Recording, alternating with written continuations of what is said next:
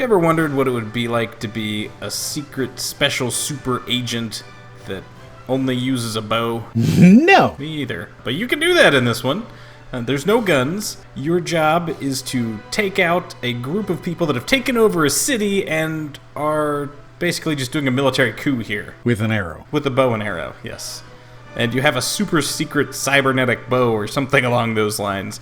By the way, I played this at the maximum difficulty right out the gate because I'm like, you know what, I'm good at bow stuff. It was probably a mistake because the enemies are brutally difficult. Excellent. And they absolutely do not care about your life or your problems, and they just want you to die. Excellent. But it was very satisfying to shoot stuff. There's lots of explosions in this game, and I can appreciate that. I noticed all the explosions seem to be cartoony. They are fairly cartoony, but it was kind of fun. There is no specific locomotion other than teleporting from place to place, though.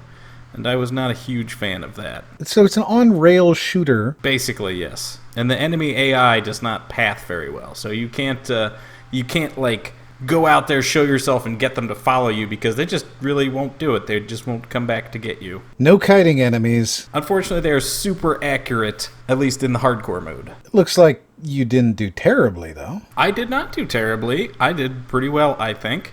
I got through the first mission, and it was fairly difficult on the hardest difficulty. I think it would have been a lot easier, and it seems like there's a lot of story in this game. It was pretty well scripted, pretty well put together. It's actually pretty fun. Now, the bow's not the most accurate thing in the world. I mean, I feel like if I've got a bow that I can use to hack stuff, I should at least have some kind of sight on the bow. I mean, bows have sights, that's a thing. Like, why can't my military-grade super-secret hacking bow have a sight on it, dang it? Yeah, I guess they don't want it to be too easy, because, you know, what could they do? They could put out an arc in front of you that shows you exactly where your bow's gonna go, but... I mean, that's not even what I'm asking for. What I'm asking for is I just want to be able to...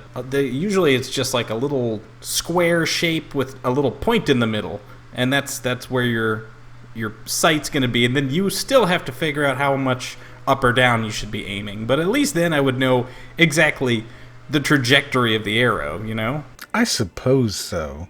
I guess this sounds like nitpicky. That's not nitpicky. I mean, that's not really... They don't have sights like that on bows in almost any VR game, and in most games it makes sense because most of the time when you're using a bow and arrow, the game is based off of a really quote-unquote old world. You know, you're a samurai, something along those lines, but it doesn't make sense in this one where you're a super soldier. Why does a super soldier not have a sight on his bow? Doesn't make sense. I don't know. I guess most people just aren't that worried about having a sight on their bow. Well, if you go hunting with a bow, you probably have a sight on it. I don't know about that.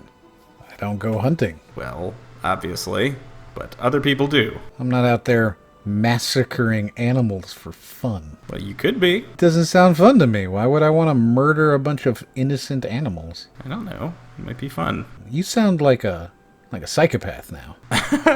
I actually do. I've never gone hunting, but I do like fishing, and I only sport fish. So, I mean, I guess that should tell you something. Yes. You're a coward. I just like making fish late to stuff, you know? So what do you think of this game overall? Overall, if there's a whole bunch more levels to it, I would say that this game is quite a lot of fun and is worth picking up. The interaction in the game was pretty fun. The enemies, while not the best, were at least accurate and somewhat predictable, wherein they have to reload their weapons. They can't just continuously spam bullets at you. Unfortunately, there's not much cover in the game, so when you're playing on these really hard levels, I'm not sure exactly what the game plan is other than know where the enemies are and kill them before they kill you, because you have a little shield, but it absolutely will run out of juice and allow you to be shot. So you just have to be quicker, faster, stronger, harder. Yeah, and the amount of places where there's no cover for you to hide behind just kind of sucks. Maybe I was supposed to use more of my play space and kind of cheat off walls and stuff, but it didn't seem to work out based off of the amount of spaces they allow you to teleport to, which is one of my big problems. If you're going to force me to teleport to places, why in God's name am I not choosing to teleport to places with cover? That's a good point. I mean, this has got to be like the dumbest soldier ever. I'm gonna teleport out into the middle of the open with 30 guys shooting at me with machine guns. What could possibly go wrong? Hey, man, makes sense to me. Maybe he just trusts his armor. I guess. He shouldn't, though. I mean, actually, it is pretty good armor, especially considering you can absorb quite a few bullets before you actually die. It looks awfully brown. Yeah, that's probably just the rendering. It was not terribly colorful, but this is a night mission, so, what exactly can we expect here? And it's always at night, eh? At least this mission was.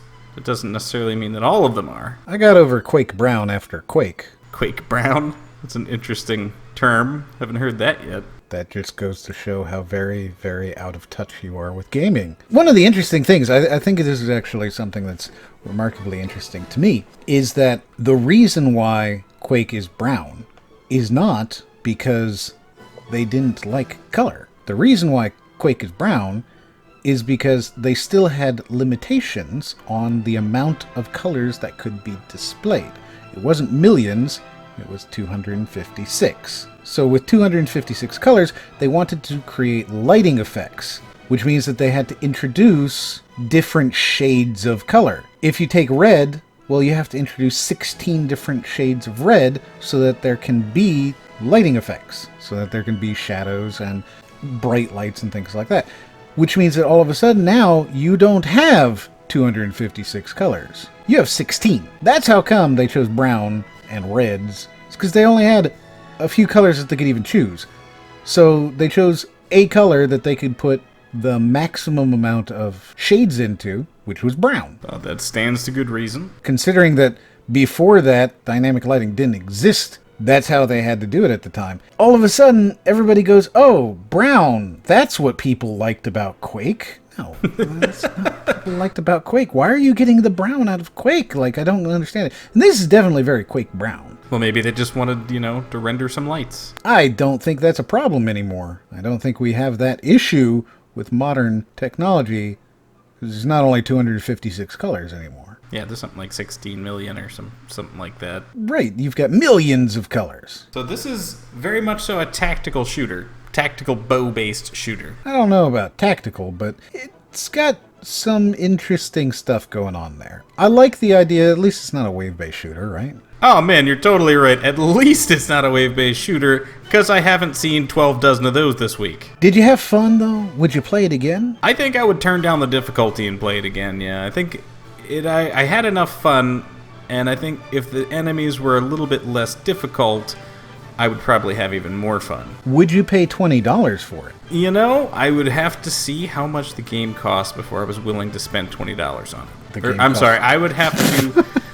The game cost $20, so you'd have to... I would have to see how long the game actually lasts in total. If there's another 15 levels in here that all take me 30 minutes to beat, then I would say $20 is a pretty darn fair price for this game. True enough, though... have to see how much the game costs before I decide if I'd spend $20 on it. Like now I'm picturing the game costing $10 and you going, I think I'd spend $20 on it. Unfortunate. I think I would pay twice as much as this is worth. Oh, it's $60. I'd absolutely pay $20 for it.